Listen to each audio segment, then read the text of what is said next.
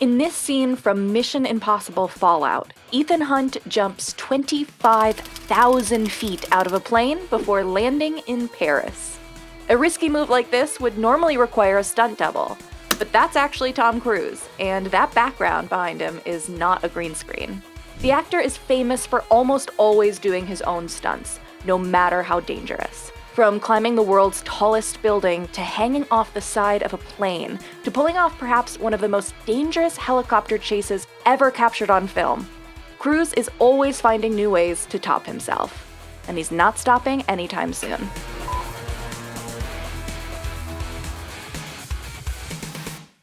At more than 2,700 feet, the Burj Khalifa in Dubai is the world's tallest building, so it was only a matter of time before Cruise decided to climb it.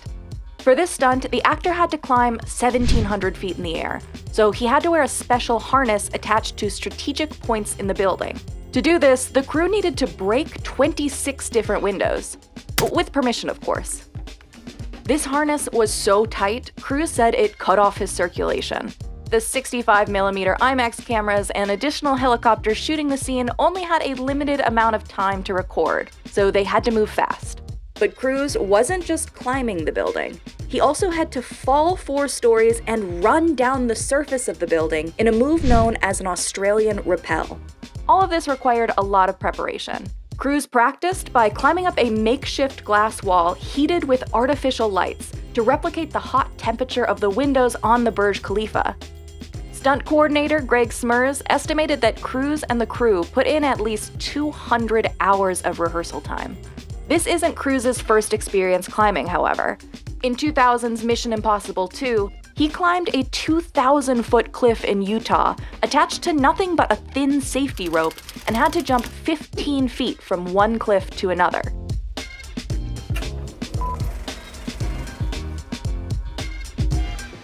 The stunts in Edge of Tomorrow were tough, but it was actually the costume that made it even more so.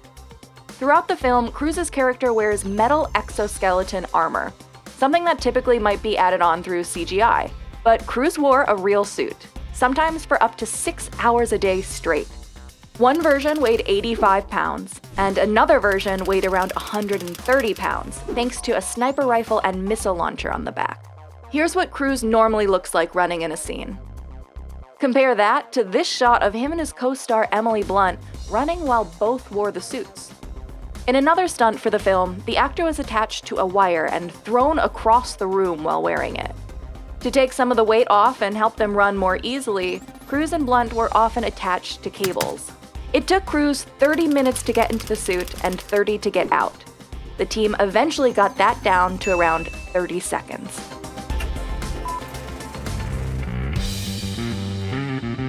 While Cruise had plenty of experience flying planes in Top Gun, in Rogue Nation, he decided to go into the air in a rather unconventional and more terrifying way.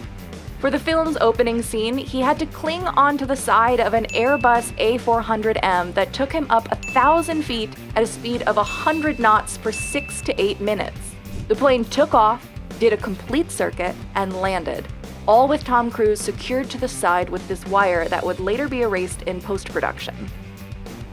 Because the plane went so high into the air, Cruise had to wear special contacts to protect his eyes from flying debris and strong gusts of wind.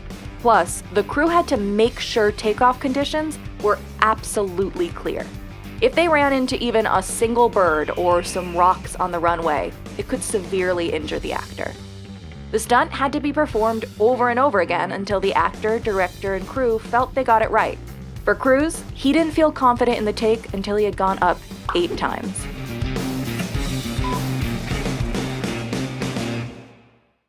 The 5th mission entry contained not 1, but 2 death-defying stunts, this one involving military-style preparation. In the film, Ethan Hunt needs to open an underwater vault. The vault itself was created using CGI, but Cruise still needed to work underwater for the sequence, which clocks in at just about 6 minutes long. He started by jumping off a 120-foot ledge into a tank filled 20 feet high with water. Then, Cruise needed to film takes while holding his breath for 4 to 6 minutes. According to Cruise, most underwater sequences might have an actor hold their breath for up to 10 seconds, so this was definitely a challenge. He trained with freediving expert Kirk Crack on a breath-hold special operations program designed for military personnel. Part of his training involved breathing exercises that would lower his standard heart rate, essentially training his body to use less oxygen. And he wouldn't just be sitting in the water during the shoot, he would be swimming around. Why so long? Well, they had just 10 days to film the sequence. So director Christopher McQuarrie shot in a series of continuous takes, meaning the actor couldn't easily pop up for air. Well, Cruise hasn't gone to space. Yet. He has performed a zero-gravity stunt. In The Mummy, he had to hold his breath underwater yet again, dodge explosions, and even fight Russell Crowe. The biggest standout stunt was this sequence in which a cargo plane plummets to the ground. Cruise was offered the chance to shoot it on a soundstage, but he declined and opted for the real thing. To imitate the experience of the crash where the characters float up into the air, they shot on a plane that NASA typically uses to train astronauts. They decked out the inside of the plane with padding to make it look like a real cargo plane. The plane couldn't go into zero-gravity mode until it was at about 25,000 feet. Once at that position, it would free fall for 22 seconds. During that time, Cruise endured 4 high-altitude flights. The sequence was eventually wrapped after a whopping 64 takes. And while Cruise's stunts usually require a lot of rehearsal, the actor actually said that that was quite tough here, as floating in the air makes things unpredictable.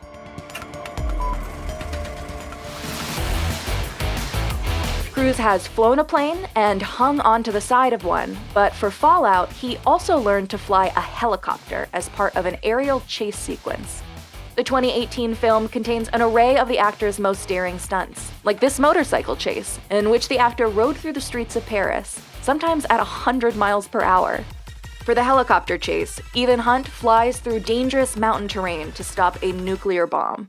Before shooting, Cruise worked 16 hours a day to hit the required 2,000 hours of helicopter training. There would be up to 13 helicopters close to each other in the sky at once, so Cruise and the stunt team carefully planned out every little move in advance using these toy helicopters. And the actor needed all the preparation he could get, as he would be acting, piloting, and operating the cameras mounted to the front of his chopper, all at the same time.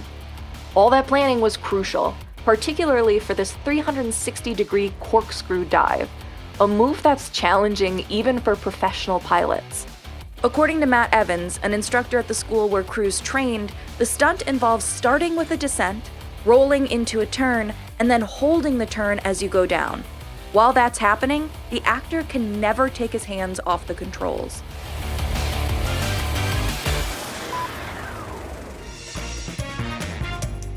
In Mission Impossible 2, Cruise's character jumps out of a helicopter, but that scene was shot using a green screen. In Fallout, Cruise decided to actually jump out of a plane and became the first actor to do a halo jump on camera. Halo stands for High Altitude, Low Opening. He jumped from a height of over 25,000 feet, but didn't open his parachute until he was below 2,000 feet. This military move allows a soldier to jump into battle undetected. The actor practiced in a giant wind tunnel constructed on the set, and then, according to stunt coordinator Wade Eastwood, jumped out of a plane around 100 times. And a trained stunt camera operator also had to jump out of the plane with Cruise to get the shot. To make sure every facial expression was still visible on camera, the crew developed a special helmet for Cruise with a light in it, allowing him to breathe properly while falling.